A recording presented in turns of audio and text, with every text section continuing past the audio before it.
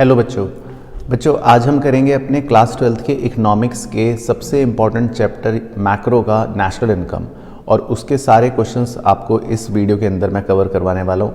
सबसे पहले आपको बता देता हूँ, जिनको नहीं पता कुछ स्टूडेंट्स, नेशनल इनकम हमारे एग्ज़ाम के अंदर ये 10 नंबर की वेटेज रखता है, और जनरली आम तौर पर इसका आपको अगर मैं ब्रेकअप बताऊं, इसमें 3 MCQ क्वेश्चन आते हैं, तो वो हो गए 1 मार्क्स ईच के। इसके बाद एक 3 मार्कर क्वेश्चन आता है, तो 3 नंबर इसके, और एक इसका 4 मार्कर क्वेश्चन आता है, तो 4 नंबर इसके। तो अगर आप इसका टोटल ब्रेकअप देखोगे तो लगभग क्या एग्जैक्टली 10 नंबर का ये बन जाता है।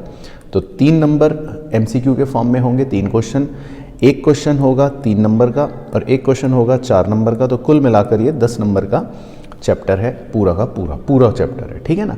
तो हमने इस वर्कशीट के अंदर आपके लिए डिज़ाइन करे हैं, जिसमें मैंने सारे इंपॉर्टेंट MCQ डाल दिए, सारे इंपॉर्टेंट 3 मार्कर्स डाल दिए, सारे इंपॉर्टेंट 4 मार्कर्स डाल दिए, covering all the major concepts, important concepts of this chapter, ठीक है ना। तो वीडियो पूरा एंड तक आप बस ध्यान से देखते रहना, सारी चीज़ें हम करेंगे ऑर्डर वाइज।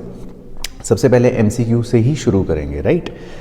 चलो फटाफट करते हैं, बहुत इजी है, बट कुछ छोटी छोटी बातें मैं साथ साथ बताता रहूँगा जिनका ध्यान रखना है। Number 1, which of the following component of net factor income from abroad is. तो इसमें पूछ रहा है net factor income from abroad का कंपोनेंट क्या है। तो NFIA के टोटल 3 कंपोनेंट्स होते हैं, आपको याद रखना है। एक है नेट कॉम्पनसेशन ऑफ एम्प्लॉयज़, वो यहाँ है नहीं। एक होता है नेट इनकम फ्रॉम एंटरप्रेन्योरशिप या net income from property and entrepreneurship, वो यहाँ है नहीं। और एक होता है net retained earnings of resident companies abroad, है ना। तो यही NFIA का कंपोनेंट होता है, बाकी सब कंपोनेंट नहीं है। सेकंड है identify the correct matched pair. तो हमको ये देखना है कि इनमें से करेक्ट पेयर कौन सा है। पहला है total of factor payment value added method, तो ये तो गलत हो गया। दूसरा है वैल्यू एडेड एक स्टॉक वेरिएबल है, गलत हो गया, क्योंकि वैल्यू एडेड मतलब प्रोडक्शन, और प्रोडक्शन एक फ्लो कॉन्सेप्ट होता है। तीसरा है फेस्टिवल गिफ्ट्स, वो एक ट्रांसफ़र पेमेंट है। हाँ ये सही है, बिल्कुल मैचिंग, क्योंकि फेस्टिवल गिफ्ट्स जो होते हैं ये एक ट्रांसफ़र पेमेंट्स हैं, क्योंकि हम जानते हैं जो भी गिफ्ट्स वगैरह होते हैं ये सब हमारे क्या हैं, ट्रांसफ़र पेमेंट्स हैं, है ना। तो हमारा सही ऑप्शन बन गया C और 3, मतलब ये कहाँ दे रखा है, ऑप्शन A में। तो ये हमारा सही मैच है। इसके बाद अपना question number 3, dash is what production units actually receive for distribution of income among the owners of factors of production. अच्छा क्वेश्चन है कि मतलब प्रोडक्शन यूनिट्स को एक्चुअल में क्या रिसीव होता है जिसको वो इनकम की तरह डिस्ट्रीब्यूट कर देते हैं। तो ये ना एक तरह से इनडायरेक्टली आपको डोमेस्टिक इनकम की ही डेफिनेशन दे रखी है। अब ढूंढो इसमें डोमेस्टिक इनकम क्या होता है। डोमेस्टिक इनकम होता है NDP-FC। उसके बाद देखो next question, very important, national income refers to. अब इसमें नेशनल इनकम पूछ रहा है क्या होता है। तो इनकम ऑफ नॉर्मल रेसिडेंट बिल्कुल सही, फैक्टर इनकम ओनली बिल्कुल सही। डी में दे रखा है sum of total of domestic income and net factor income from abroad, ये भी सही है, क्योंकि डोमेस्टिक इनकम और NFIA दोनों को जोड़कर बनता है नेशनल इनकम। तो हम कहेंगे ऑल ऑफ दीज, क्योंकि पूरा ही सही है, सारे ही सही हैं। उसके बाद 5th में पूछ रहा है सब्सिडी इम्प्लाइज।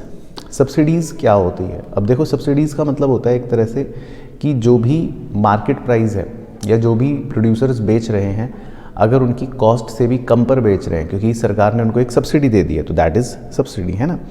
तो अब देखो ऐसा कोई ऑप्शन कहाँ है, ये रहा, C ऑप्शन में लिखा है, देखो selling the product below the cost of production, यानी कि हमारी कॉस्ट से भी कम दाम पर हम सामान बेच पा रहे हैं क्योंकि सरकार ने हमें क्या दी होगी, सब्सिडी दी होगी।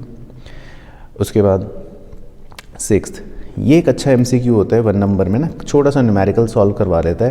कह रहा है from the following data find the value of NNP-MP। अब हमको GNP-MP दे रखा है और आपको निकालना है NNP-MP। तो बस आपको एक ही चीज़ माइनस करनी पड़ेगी, क्या, डेप्रीसिएशन। तो आपका ग्रॉस से नेट बन जाएगा, बाकी NP-MP तो सेम ही है।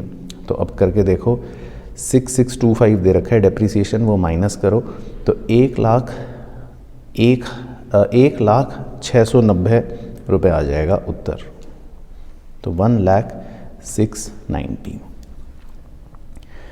उसके बाद देखो नेक्स्ट क्वेश्चन है number 7, change in stock is negative.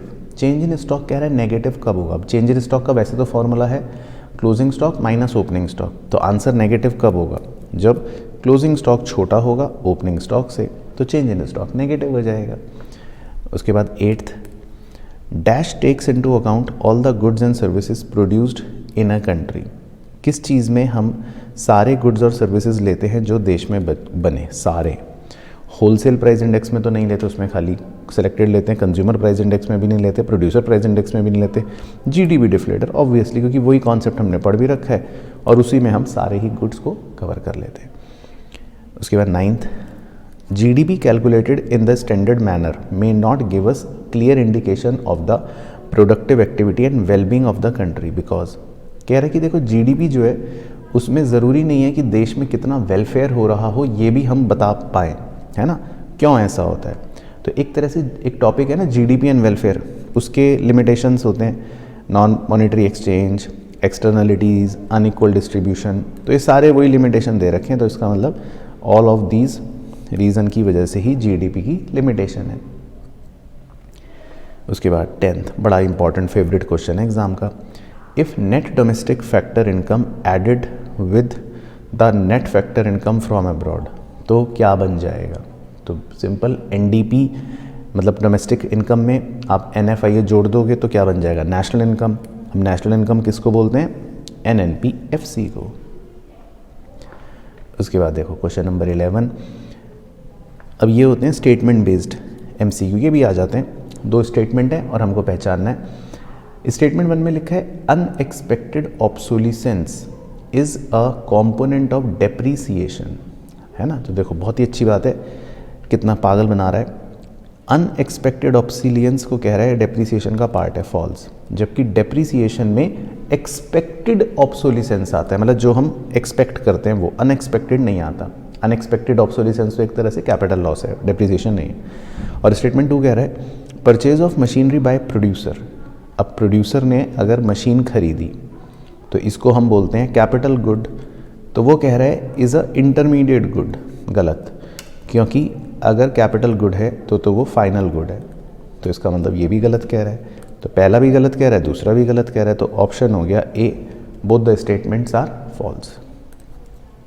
उसके बाद देखो क्वेश्चन नंबर 12 है, स्टेटमेंट 1 में लिखा है operating surplus is the sum of income from property and entrepreneurship. बिल्कुल सही है, क्योंकि इनकम फ्रॉम प्रॉपर्टी मतलब रेंट, रॉयल्टी, इंटरेस्ट, और एंटरप्रेन्योरशिप मतलब प्रॉफिट, तो इसी को ऑपरेटिंग सरप्लस बोलते हैं ना, तो ये तो ट्रू है। और दूसरा कह रहे हैं operating surplus arises in both private and government enterprises. बिल्कुल सही, ऑपरेटिंग सरप्लस दोनों तरह की ही कंपनियों में या एंटरप्राइजेज में होता है ना। तो दोनों ही बातें बिल्कुल सही कह रहे हैं, तो ऑप्शन कौन सा बन गया? Both the statements are true. उसके बाद देखो बड़ा अच्छा क्वेश्चन है 13, which of the following flow chart is incorrect. Flow chart मतलब कौन सा फॉर्मूला इसमें से गलत है ना। आपको गलत फॉर्मूला ढूंढना है, 4 फॉर्मूले दे रखे हैं। पहला तो है GDCF is equal to GFCF plus inventory investment, ये तो सही है। दूसरा दे रखा है GDCF is equal to NDCF plus consumption of fixed capital, ठीक है। उसके बाद तीसरा दे रखा है GDCF is equal to NDFCF plus depreciation, ठीक है। तो देखो इसका मतलब ये ही फॉर्मूला गलत दे रखा है, क्योंकि आपको याद होगा GDCF का फॉर्मूला है NDFCF प्लस डेप्रीसिएशन और प्लस इसमें चेंज इन इन्वेंट्री यानी चेंज इन स्टॉक भी होना चाहिए। तो इसने सी वाला जो है फॉर्मूला गलत बताकर दे रखा है, तो कौन सा ऑप्शन हो गया?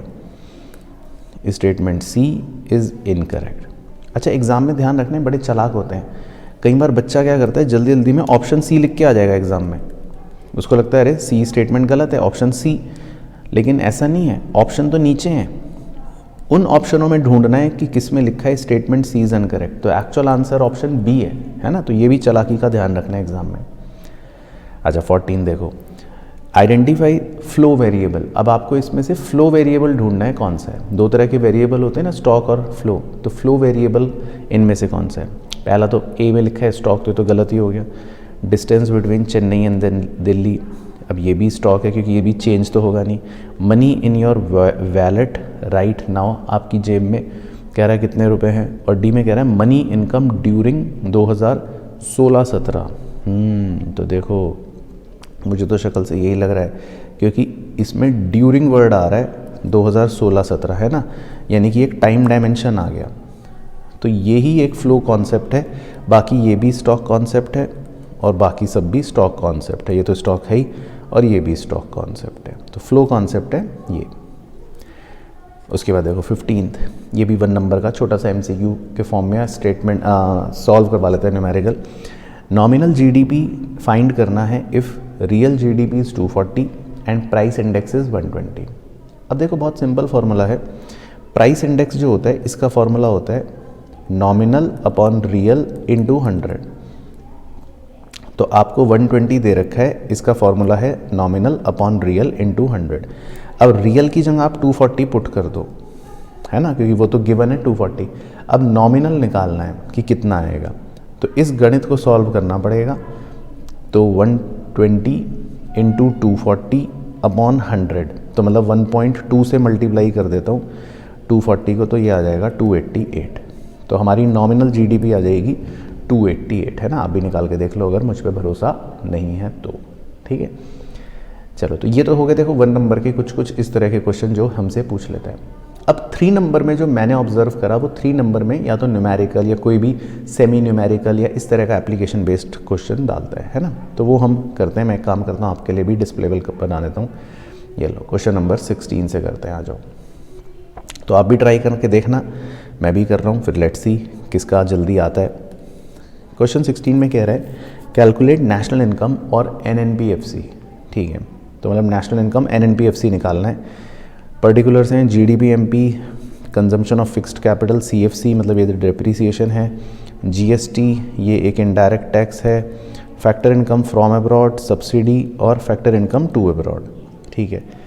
तो फीफा दे रखा है, फीटा दे रखा है, तो आप इससे एनएफआईए पहले निकाल सकते हो। एनएफआईए का फॉर्मूला होता है फीफा माइनस फीटा, तो एनएफआईए आ जाएगा आपका -100, है ना। और आपको इनडायरेक्ट टैक्स दे रखा है जीएसटी वाला 120 और सब्सिडी दे रखा है आपको 70। तो आप इससे एनआईटी भी निकाल सकते हो, नेट इनडायरेक्ट टैक्स 120 माइनस 70, वो आ जाएगा 50। तो पहले 2 चीज़ें इधर कोने में निकाल के लिख लें। अब अल्टीमेटली हमको जीडीपी एमपी गिवन है और एनएनपीएफसी निकालना है। तो मेरे हिसाब से कन्वर्जन बन गया जीडीपी एमपी में से माइनस डेप्रीसिएशन कर दूंगा, प्लस एनएफआईए कर दूंगा और माइनस एनआईटी कर दूंगा, तो एनएनपीएफसी बन जाएगा। तो अब आप भी करके देख लो, मैं भी करके देख लेता हूँ। तो 5500 माइनस डेप्रीसिएशन है 300, प्लस एनएफआईए है -100 और माइनस एनआईटी है 50। तो ये कितना आ जाएगा, सॉल्व करके करो आप भी। तो ये आ जाएगा मेरे हिसाब से 52, 51, 5050। तो एनएनपीएफसी आ जाएगा 5050, है ना। तो यहाँ लिख देता हूँ ऊपर टॉप पर। तो एनएनपीएफसी का सही आंसर आ रहा है 5050। अब देखो एग्जाम में नंबर कहाँ कटते हैं, बच्चा भी 5050 लिखकर छोड़ देता है, लेकिन ये सब रुपीज़ जो है ये इन करोड़ हैं। तो एग्ज़ाम में ध्यान रखना 5050 करोड़ आगे ज़रूर लिख कर आना, रुपी का सिंबल लगा के। तो रुपी 5050 करोड़ रुपए है हमारी नेशनल इनकम, ठीक है।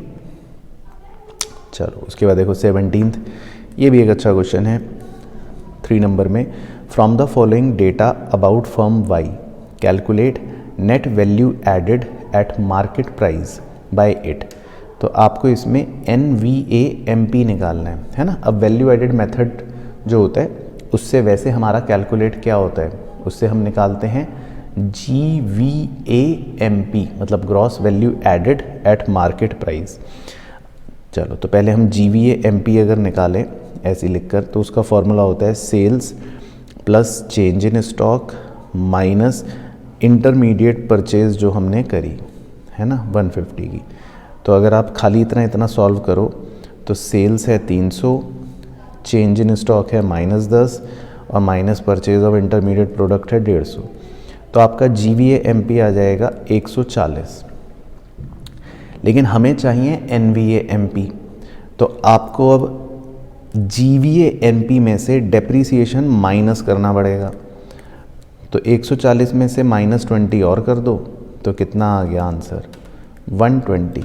लेकिन खाली 120 मत छोड़ना, एग्जाम में क्या लिखोगे 120,000, है ना। तो आंसर आ गया 120। तो आप भी देख लेना, यही आएगा, है ना। बाकी नेट इनडायरेक्ट टैक्स पागल बनाने के लिए दे रहा है, परचेज ऑफ मशीनरी भी पागल बनाने के लिए दे रहा है। दो चीज़ें देखो इसमें, पागल बनाने के लिए दे रहा है, इसका हमें कुछ नहीं करना, ठीक है ना, ये ध्यान रखना है। चलो अब देखो उसके बाद एक और 3 नंबर का इंपॉर्टेंट क्वेश्चन है 18th। इसमें लिखा है GDP as an index of welfare may understate और overstate welfare, explain the statement using example of positive and negative externality. ठीक है, देखो बहुत अच्छा क्वेश्चन है। अब इस क्वेश्चन में बेसिकली ये पूछ रहा है कि ये कह रहा है कि जीडीपी जो है, जब हम उसको वेलफेयर का इंडेक्स मानते हैं तो वो ज़्यादा भी हो सकता है, कम भी हो सकता है, मतलब अंडर स्टेट भी हो सकता है, ओवर स्टेट भी हो सकता है। तो कह रहे हैं इस स्टेटमेंट को यूज़ करके और कुछ एग्जाम्पल्स दो पॉजिटिव नेगेटिव एक्सटर्नलिटी के, है ना। तो जैसे हम पहले पॉजिटिव की एक्सटर्नलिटी के अगर एग्जाम्पल बताएं तो पॉजिटिव एक्सटर्नलिटी जो होती है वो क्या करती है, वो अंडर स्टेट करती है जीडीपी को, है ना। मतलब क्योंकि अब पॉजिटिव एक्सटर्नलिटी से क्या होता है, वेलफेयर तो होता है, लोगों को तो अच्छा लगता है, खुशहाली तो होती है, लेकिन वो चीज़ जीडीपी में हम रिकॉर्ड ही नहीं कर पाते। अब इसके ना आप एग्जाम्पल भी दे सकते हो कि कैसे हो सकता है। जैसे आप ये दे सकते हो कि मान लो सरकार ने एक फ्लाईओवर बनवाया, अब फ्लाईओवर बनवाने से मान लो टाइम की बचत हो रही है, अब ट्रैफिक जैम नहीं लग रहा, तो है तो ये अच्छी बात। लेकिन अब ये सेविंग ऑफ टाइम जो है इसको हम मॉनेटरी टर्म्स में नहीं बता सकते, तो ये जीडीपी में तो काउंट नहीं हो पाएगा। लेकिन हाँ, है एक पॉजिटिव एक्सटर्नलिटी, मतलब है ये अच्छी बात। अच्छा, या फिर एक और एग्जांपल दे सकते हैं, मान लो चाइल्ड इम्यूनाइजेशन प्रोग्राम, यानी कि हेल्दी हो रहे हैं बच्चे। अब बच्चे हेल्दी हो रहे हैं देश के, तो ये अच्छी बात है, लेकिन इसको हम जीडीपी में रिकॉर्ड नहीं कर सकते। तो कोई भी पॉजिटिव चीज़ एग्जाम्पल में आप लिख सकते हो। ऐसी नेगेटिव में आप बता सकते हो, बेस्ट है एयर पॉल्यूशन वाला एग्जाम्पल। अब एयर पॉल्यूशन की वजह से जो धुआं निकल रहा है उसकी वजह से लोगों की सेहत ख़राब हो रही है ना। और लोगों की सेहत ख़राब हो रही है तो कहीं ना कहीं बुरा प्रभाव पड़ रहा है, तो वेलफेयर के लिए तो बहुत बेकार है। पर ये चीज़ हम जीडीपी में हम नहीं शो कर पाते, लेकिन इसकी वजह से लोग काम नहीं कर पा रहे, इसकी वजह से उनका प्रोडक्शन कम हो रहा है। तो ये कहीं ना कहीं नेगेटिव एक्सटर्नलिटी जो होती है वो जीडीपी को ओवर स्टेट कर रही होती है ना। मतलब जीडीपी तो ज़्यादा दिखाता है, लेकिन एक्चुअल में लोग खुश नहीं हैं, लोग बेहाल हैं। तो ये बेसिकली एग्जाम्पल आप कोई भी लिख सकते हो अपने हिसाब से, है ना। बट अच्छा क्वेश्चन है, इसको नज़र में रखना। उसके बाद 19, ये तो ट्रेडिशनल क्वेश्चन होता है, बहुत important. Which of the following product are intermediate and final. आपको ये पहचानना है इसमें से इंटरमीडिएट कौन सा है और फाइनल कौन सा है ना। हमने पढ़ रखे हैं दोनों का डिफरेंस। तो लिखा है wheat and rice purchased bye house hold. तो जैसे ही कोई आदमी खरीद रहा है हाउस होल्ड, तो बस फिर तो वो हो गया फाइनल प्रोडक्ट, बात ही खत्म। Purchase of train ticket by for train journey by individual, ये भी एक आदमी खरीद रहा है, तो ये भी हो गया फाइनल। तो सिंपल सी बात है, अगर कोई कंज्यूमर कुछ भी खरीदे तो फाइनल प्रोडक्ट है, सोचना ही नहीं है। Purchase of car by an employer for office use for his employees. अब ये गाड़ी खरीदी है एक एम्प्लॉयर ने, अब ये उसके लिए कैपिटल गुड है। अब कंपनी वाले जो हैं वो गाड़ी खरीदते हैं ताकि उसके एम्प्लॉयज़ आ जा सके, तो कैपिटल गुड जो होते हैं वो भी हमको पता है किस कैटेगरी में आते हैं, फाइनल गुड्स में। तो बेसिकली तीनों ही क्या हैं, फाइनल गुड्स। तो यही रीज़न आपको लिखना है। पहला वाला कंज्यूमर खरीद रहा है, दूसरा वाला भी कंज्यूमर खरीद रहा है, तीसरा वाला प्रोड्यूसर खरीद रहा है कैपिटल गुड। तो ये तीनों ही फाइनल गुड्स होते हैं। चलो अब ये वाला सॉल्व करोगे? नहीं सर आप ही करवाओ। चलो मैं करवा देता हूँ। On the basis of given data estimate the value of NDPFC, मतलब आपको डोमेस्टिक इनकम निकालनी है। सर क्वेश्चन दिखाओ पूरा, फिर करेंगे, ठीक है। तो NDPFC निकालना है, डोमेस्टिक इनकम। क्या क्या आइटम दे रखे हैं, नीचे भी है कुछ, हाँ नीचे भी हैं। तो GDFCF दे रखा है, एक्सपोर्ट दे रखा है, GFCE दे रखा है, डेप्रीसिएशन दे रखा है, हाउस होल्ड कंजम्पशन एक्सपेंडिचर दे रखा है, इन्वेंट्री इन्वेस्टमेंट दे रखा है, नेट मतलब इसका मतलब है NDCF, है ना। इंपोर्ट्स दे रखे हैं, तो एक्सपोर्ट और इंपोर्ट का डिफरेंस आप निकाल सकते हो, तो वो तो हो जाएगा नेट एक्सपोर्ट्स, है ना। नेट एक्सपोर्ट्स आ जाएगा -10। बाकी हमारे पास और क्या दे रखा है, नेट इनडायरेक्ट टैक्स NIT दे रखा है, और factor income, net factor income from abroad दे रखा है, ठीक है। तो मुझे लगता है इसमें हमको एक्सपेंडिचर मेथड ही लगाना पड़ेगा, है ना। तो सीधे सीधे आइटम जोड़ लेते हैं, क्योंकि उससे पहले हमारा GDP MP आ जाता है। तो एक तो हाउस होल्ड एक्सपेंडिचर जोड़ लेते हैं 640, ठीक है, आप मेंटल मैथ्स करते रहो।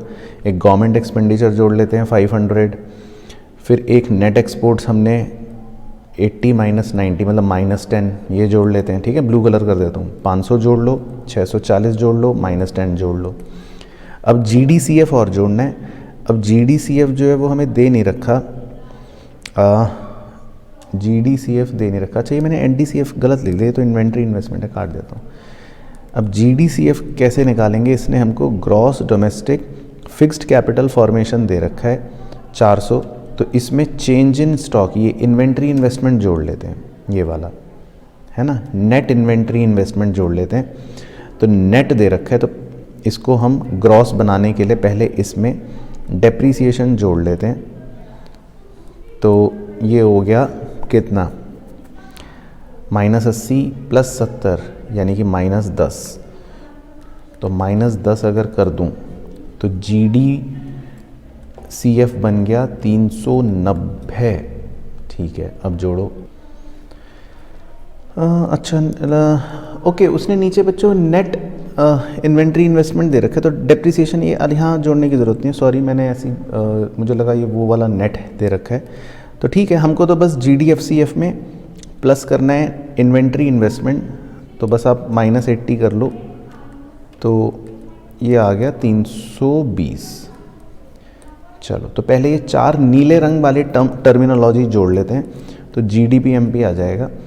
तो ये नीले रंग वाले पट्टों को जोड़ लेते हैं। तो GDCF है 320, GFCE है 500, house hold final consumption expenditure है 640 और नेट एक्सपोर्ट्स है -10। तो ये हो गया जी कितना, 1140, 1130, 1430, 1450 लग रहा है मुझे, तो हो गया है ना 1450। अब लेकिन हमें निकालना है NDPFC, तो अब कैसे निकालेंगे, GDPMP में से एक तो माइनस कर देंगे डेप्रीसिएशन और माइनस कर देंगे NIT, तो मेरे हिसाब से उत्तर आ जाएगा। तो 1450 में से एक बार कर दूं बच्चों जल्दी से, हाँ कर दो सर। डेप्रीसिएशन माइनस कर देता हूँ 70 और NIT शायद नीचे दे रखा था हमको 60, वो भी माइनस कर देता हूँ। तो 1450 में से 70 भी माइनस कर देता हूँ और 60 भी माइनस कर देता हूँ। तो फाइनल आंसर उधर कोने में पीली पट्टी में लिख रहा हूँ, वो आ जाएगा 1320 करोड़, और ये बिल्कुल सही उत्तर है, मैंने निकाल के चेक भी कर लिया। ठीक है ना, तो बढ़िया क्वेश्चन था। इस तरह का न्यूमेरिकल एग्ज़ाम में अवश्य अवश्य अवश्य अवश्य पूछ लेता है। तो थोड़ा सा मतलब हर तरह के मेथड्स को आपको ध्यान रखना है। तो जैसे इसमें एक्सपेंडिचर मेथड लग गया, इससे पहले था प्रोडक्शन मेथड लग गया था, तो कोई भी मेथड का क्वेश्चन आ सकता है। चलो, अब उसके बाद देखो 21, ये भी बड़ा स्टैंडर्ड क्वेश्चन होता है एग्ज़ाम के नज़रिए से। इसमें पूछ रहा है, how will you treat the following while estimating national income of the India. ठीक है, गिव रीज़न। कह रहा है आप निम्नलिखित को नेशनल इनकम में कैसे डील करोगे। ठीक है, तो नेशनल इनकम मतलब NNPFC। अब इसमें हमको ये देखना होता है कि जो भी फैक्टर इनकम हमारे रेसिडेंट कमा रहे हैं वो है, सिंपल सी बात। अब फर्स्ट में लिखा है डिविडेंड एक फॉरेनर को मिली।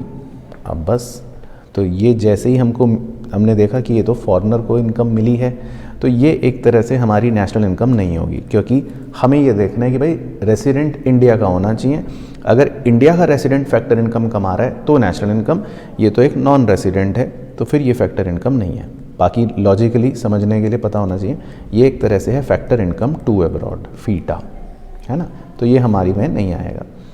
सेकेंड है profit earn by branch of Indian bank in Canada. अरे वाह, कनाडा के अंदर भारत के बैंक ने प्रॉफिट कमाया, तो वेरी गुड। तो भारत का बैंक तो हमारा रेसिडेंट है ना, तो प्रॉफिट मतलब फैक्टर इनकम कमा रहा है हमारा रेसिडेंट, तो यस ये तो नेशनल इनकम में आएगा। और लॉजिक के लिए पता होना चाहिए ये एक तरह से है फैक्टर इनकम फ्रॉम अब्रॉड, है ना। उसके बाद थर्ड तो पहला वर्ड देखते ही मैंने आगे पता है क्या कर दिया सर, क्या कर दिया आपने, पहला वर्ड देखते ही मैंने आगे पट्टी लगा दी। क्यों सर, क्यों? क्योंकि पहला ही वर्ड है स्कॉलरशिप। तो अब तो रेसिडेंट देखना ही नहीं, बात ही खत्म, क्योंकि स्कॉलरशिप जो होती है वो तो एक ट्रांसफ़र इनकम है, और ट्रांसफ़र इनकम वर्ड आते ही पता है मेरे को कि ये तो नेशनल इनकम में आएगी ही नहीं। तो जब आएगी ही नहीं तो फिर तो बात ही क्या हो गई, ख़त्म हो गई। ठीक है ना, चलो सिंपल। उसके बाद 22 में अपने को निकालना है calculate domestic income from the following. तो सर हमें भी दिखाओ। ठीक है, तो देखो, तो डोमेस्टिक इनकम निकालना है, मतलब कि NDB-FC निकालना पड़ेगा आपको, ठीक है ना। तो क्या क्या दे रखा है, net export, GFCE subsidy, GDFCF, net factor income to abroad. देखो एग्जाम में ना ये वाली चालाकी बहुत करते हैं ये। अब जैसे ही ये वाली चालाकी करें ना, तो आप अपने समझदारी के लिए NFIA को बस उल्टा लिख लिया करो। अगर उसने 125 दे रखा है तो आप NFIA को -125 लिख लो। फिर अब इसको, इस क्वेश्चन से इस पे नज़र ही मत मारो, है ना, नहीं तो दिमाग ख़राब होता है। तो ये, लेकिन ये चालाकी करते हैं वो, कभी कभी net factor income to abroad दे देंगे, तो बस चुपचाप NFIA को उल्टा साइन लगा के लिख लो, जो भी दे रखा हो, बात ही खत्म। बाकी net decrease in inventory, net export, net indirect tax, current replacement cost. Sir ये किस चिड़िया का नाम है? अरे ये डेप्रीसिएशन का ही दूसरा नाम है। उसके बाद है PFCE। चलो ठीक है ना, तो ये सब उसने ड्रामा कर दिया। अब हमको, मुझे लग रहा है इसमें एक्सपेंडिचर मेथड ही लगाना पड़ेगा, है ना। तो जोड़ते हैं, चलो। एक तो GFCE जोड़ लो 2500, ठीक है, और एक PFCE जोड़ लो 2200, ये दोनों तो लेने ही लेने पड़ेंगे। उसके बाद GDCF कैसे निकलेगा? GDCF के लिए उसने gross domestic fixed capital formation दे रखा था 1190, और एक डिक्रीज़ इन ये क्या दे रखा है, इन्वेंट्री, है ना, इन्वेंट्री इन्वेस्टमेंट दे रखा है 100। तो अब डिक्रीज़ दे रखा है तो माइनस कर देना, तो 1190 माइनस 100 कितना आ गया, 1090। ठीक है, तो ये हो गया GDCF, तो ये जोड़ लेना। तो नीला कलर कर देता हूँ, 2200 जोड़ लो, 2500 जोड़ लो और 1090 जोड़ लो। अब बचा नेट एक्सपोर्ट्स। नेट एक्सपोर्ट्स दे रखा है -420, तो ये जोड़ लो।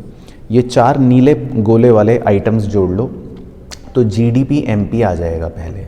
ठीक है सर, तो आप जोड़ो सर, हम तो नहीं जोड़ रहे। तो ठीक है, मैं जोड़ देता हूँ। तो 2500 और 2200 तो हो गया 4700, 4700 प्लस 1000 5700, 5790, 5790 में से 420 माइनस कर देता हूँ, 5770, 5370। ठीक है, तो मेरा GDP MP तो आ रहा है 5370, लेकिन हमको निकालना है डोमेस्टिक इनकम, NDP-FC निकालना है। तो एक तो माइनस कर देता हूँ डेप्रीसिएशन, तो डेप्रीसिएशन कहाँ है, ये रहा 145, और माइनस कर देता हूँ NIT, है ना, तभी आएगा NDP-FC। NIT कितना है, 470। तो ये दोनों माइनस कर दो, और फिर जो भी आएगा वो फाइनल आंसर आ जाएगा, क्योंकि ये फिर डोमेस्टिक इनकम बन जाएगी ना, NDP-FC बन जाएगा। तो ये सॉल्व करके देखो क्या आएगा फाइनल आंसर। लेकिन एग्ज़ाम में इन करोड़ या करोड़ ज़रूर लिखना उसके आगे। तो ये सॉल्व करके मेरे ख्याल से आ जाएगा 4755 करोड़, 4755 करोड़। चलो ठीक है सर। बस उसके बाद देखो क्वेश्चन 23 बहुत ही इंपॉर्टेंट है, 4 नंबर का क्वेश्चन एग्ज़ाम में आ जाएगा, बच्चे परेशान हो जाते हैं। इसमें पूछ रहा है एक्सप्लेन द फॉलोइंग टर्म्स। ठीक है, तो ये थ्योरी क्वेश्चन है लेकिन पता होना चाहिए। एक है बिजनेस फिक्स्ड इन्वेस्टमेंट। इसका मतलब होता है कि कोई बिजनेसमैन जो है, मान लो मुकेश अंबानी साहब, ऐसे जो प्रोड्यूसर्स होते हैं, वो जो भी प्लांट एंड मशीनरी वगैरह, इक्विपमेंट वगैरह खरीदते हैं, उस तरह के इन्वेस्टमेंट को कहते हैं बिजनेस फिक्स्ड इन्वेस्टमेंट। दूसरा पूछ रहा है इन्वेंट्री इन्वेस्टमेंट।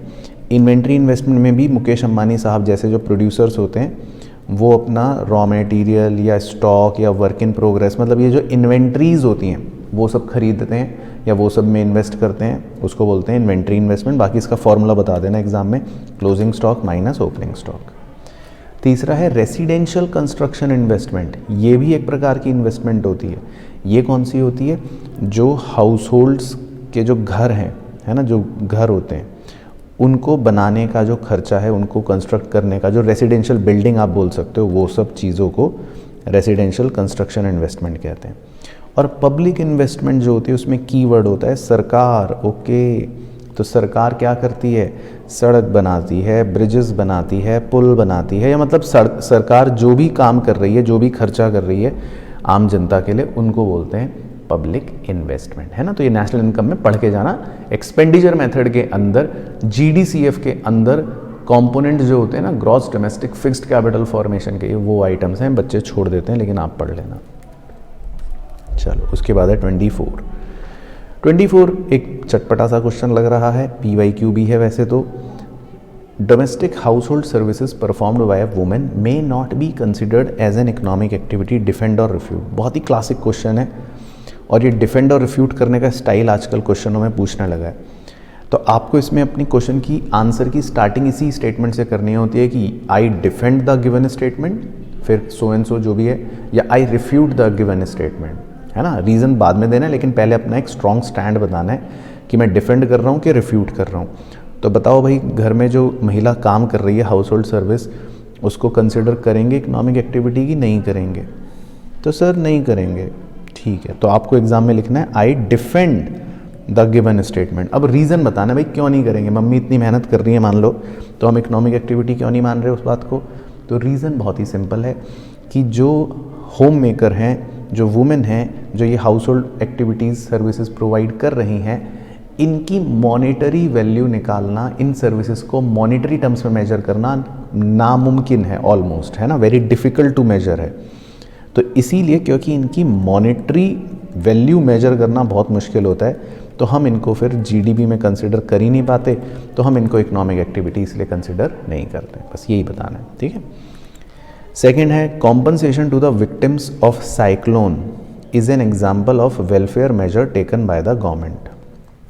ठीक है, अब सरकार ने जो विक्टिम्स थे साइक्लोन के, तूफान के, उनको कॉम्पनसेशन दी, तो वो कह रहा है एक वेलफेयर मेजर है। बताओ क्या ये नेशनल इनकम के एस्टिमेशन में आएगा या नहीं आएगा, रीज़न देकर बताना। तो बताओ क्या ये कोई प्रोडक्टिव एक्टिविटी हो रही है? सर प्रोडक्टिव एक्टिविटी तो नहीं हो रही सर। Very good. तो भाई ये सब कॉम्पनसेशन, तो ये तो एक प्रकार से ट्रांसफ़र पेमेंट हो गए, तो गिफ्ट की तरह हो गए या हेल्प की तरह हो गए, असिस्टेंस की तरह हो गए, इससे कोई देश में प्रोडक्टिव एक्टिविटी नहीं हो रही। तो ये तो कॉम्पनसेशन दे रही है सरकार, ये ट्रांसफ़र पेमेंट है, प्रोडक्टिव एक्टिविटी से कोई हो नहीं रही। तो बस क्या लिखेंगे हम कि ये नेशनल इनकम में नहीं आएगा, ठीक है ना। तो बस लॉजिक क्लियर होना चाहिए, फिर तो क्वेश्चन कुछ भी कहे हमें कोई डर नहीं है। 25 क्वेश्चन मुझे लगता है इस साल एग्ज़ाम में ज़रूर आ रहा है ना। क्यों सर? ये बहुत इंपॉर्टेंट क्वेश्चन है, ऐसे क्वेश्चन बहुत आते हैं। कह रहा है state under what conditions the following statements में बी ट्रू। पूछ रहा है कि कब नीचे दी हुई बातें सही होंगी। हो सकता है वो गलत हो, लेकिन कह रहा है कब सही होंगी, मुझे तो वो बताओ कब होंगी सही। अब पहले में लिखा है domestic income is equal to national income. बताओ NDPFC और NNPFC कब बराबर होंगे? तो इसका रीज़न है जब NFIA ज़ीरो होगा। तो बस आपको यही वन वर्ड आंसर्स लिखने हैं एग्ज़ाम में, या मतलब याद रखने हैं कि कब होगा, when NFIA is zero, net factor income from abroad is zero, तो बराबर हो जाएंगे। इसी तरह बी में पूछ रहे हैं वैल्यू ऑफ आउटपुट कब बराबर होगा वैल्यू एडिड के? तो बताओ इसका आंसर। यानी कि वैल्यू ऑफ आउटपुट क्या होता है? वैल्यू ऑफ आउटपुट का वैसे तो फॉर्मूला होता है ना, value added plus value of input या इंटरमीडिएट कंजम्पशन, लेकिन वो कह रहा है कि दोनों बराबर हैं। तो क्या लिखेंगे कि जब इंटरमीडिएट कंजम्पशन अगर ज़ीरो हो जाएगा तो value added value of output के बराबर हो जाएगा, है ना। उसके बाद सी क्या है? Gross domestic capital formation is equal to gross domestic fixed capital formation कब होगा?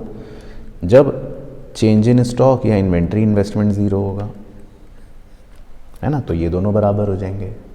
इसी तरह डी में कह रहा है operating surplus rent royalty plus profit के बराबर कब होगा? तो हम कहेंगे जब इंटरेस्ट अगर ज़ीरो हो जाएगा, क्योंकि इंटरेस्ट भी तो होता है ना वैसे तो ऑपरेटिंग सरप्लस में, लेकिन उसने लिया ही नहीं। कह रहा है ऑपरेटिंग सरप्लस सिर्फ रेंट, रॉयल्टी और प्रॉफिट, तो इसका मतलब इंटरेस्ट अगर ज़ीरो है तो ये भी हो जाएगा। तो वो ये पूछना चाह रहा था कि कब नीचे दी हुई बातें ट्रू हो जाएंगी। तो अच्छा क्वेश्चन है ये, और भी फॉर्म में किसी भी चीज़ में पूछ सकता है, कोई भी क्वेश्चन करके मतलब ऐसा पूछ सकता है, तो मतलब इसके लिए भी अलर्ट रहना है आपको। चलो अब एक लास्ट क्वेश्चन है 26। देखो सारे खत्म हो जाएंगे, ये सब 4 नंबर के थे। अब ये एक ट्रेडिशनल क्वेश्चन है, इसमें 2 पार्ट्स दिए हैं वैसे मैंने। एक पहला पार्ट तो है कि विच ऑफ द फॉलोइंग को आप डोमेस्टिक फैक्टर इनकम में इंक्लूड करोगे। अब देखो जब भी डोमेस्टिक फैक्टर की बात करता है इनकम की, या GDP MP की बात करें किसी भी डोमेस्टिक प्रोडक्ट की बात करें तो हमें इसमें बस ये देखना होता है कि क्या ये फैक्टर इनकम हमारी डोमेस्टिक टेरिटरी में है या नहीं है। बाकी इसमें रेसिडेंट मत देखना आप, इसमें सिर्फ आप टेरिटरी देखना, डोमेस्टिक टेरिटरी है तो येस आंसर है। अब जैसे पहले में लिखा है compensation of employee paid by foreign company located in India, बस तो बात ही खत्म। तो इंडिया तो हमारी टेरिटरी है तो हम कहेंगे कि हाँ ये तो डोमेस्टिक इनकम में आएगा। अब सेकंड देखो, सेकंड में लिखा है compensation of employees paid by the American embassy in India to residents Indian. तो भाइयों इंडिया में अगर अमेरिकन एम्बेसी है तो फिर हमें ध्यान रखना है, इसको तो हम अपनी टेरिटरी नहीं मानते बिल्कुल भी, तो फिर ये डोमेस्टिक इनकम का पार्ट नहीं बनेगा। और थर्ड में देखो लिखा है profits earned by company partly owned by residents and partly owned by non residents and located in India. तो पार्टली वार्टली छोड़ो, मुझे तो ये देखना है टेरिटरी कौन सी है। तो टेरिटरी तो इंडिया है तो बिल्कुल येस, ये हमारी फिर डोमेस्टिक इनकम में आएगा, क्योंकि हमें तो टेरिटरी से मतलब है, कौन मालिक है हमें मतलब नहीं है, चाहे जॉन सीना हो मालिक, चाहे ब्रॉक लेसनर हो, चाहे सलमान खान हो, हमको तो टेरिटरी देखनी है। तो इंडिया मतलब येस डोमेस्टिक इनकम का पार्ट होगा। बाकी इसमें एक चॉइस में करके क्वेश्चन दे दिया, ये लास्ट क्वेश्चन है, लेकिन इससे आपको एक सबक सीखना है कि ये एग्ज़ाम में क्यों इम्पॉर्टेंट है।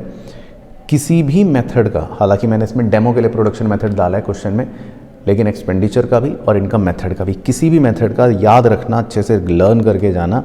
प्रिकॉशन ज़रूर पूछ सकता है आपके एग्ज़ाम में कि क्या होते हैं, है ना। तो वैसे तो हर मेथड के अलग होते हैं, थोड़े थोड़े सेम भी हैं, लेकिन कोशिश करो हर मेथड के जो स्पेसिफिक लिखवाए हैं क्लास में या सिखाए हैं वो ही लर्न करके जाना है। बुक से लर्न करना, बुक से लर्न कर लेना, लेकिन हर मेथड के प्रिकॉशन लर्न कर लेना। जैसे प्रोडक्शन मेथड के होते हैं कि हम इंटरमीडिएट गुड्स जो हैं उनको कंसिडर नहीं करेंगे, या जो भी हम सेकेंड हैंड गुड्स अगर ख़रीदते हैं तो उनको कंसिडर नेशनल इनकम के अंदर नहीं करेंगे। अगर कोई प्रोडक्शन हुई है फॉर सेल्फ कंजम्पशन तो हम उसको कंसिडर कर लेते हैं, है ना। या फिर हम कोई भी कमीशन अगर सेकेंड हैंड गुड्स पर मिल रहा है तो वो कंसिडर कर लेते हैं। इम्प्यूटेड रेंट है अगर ओनर की ऑक्यूपाइड हाउसेस का तो वो भी हम कंसिडर कर लेते हैं। तो इस तरह के प्रिकॉशंस हमको थ्योरी के लिए याद होने चाहिए, ठीक है ना। चलो, तो ये बेसिकली पूरे वो क्वेश्चंस थे इंपॉर्टेंट, जिनको अच्छे से अगर आपको आ गए कर लिए तो आपको पूरा चैप्टर ग्रिप में आ जाएगा। और पेपर के अंदर आप देखोगे इसी तरह से क्वेश्चन आते हैं, MCQs या 3 नंबर थ्योरी या छोटा सा न्यूमेरिकल या 4 नंबर, है ना। तो इस तरह का वो ब्रेकअप बनाकर 10 नंबर की कवरेज कर लेते हैं नेशनल इनकम की। चलो, तो आज के लिए बस इतना ही, मुलाकात करता हूँ नेक्स्ट वीडियो में। बाय बाय, टेक केयर, ध्यान रखना।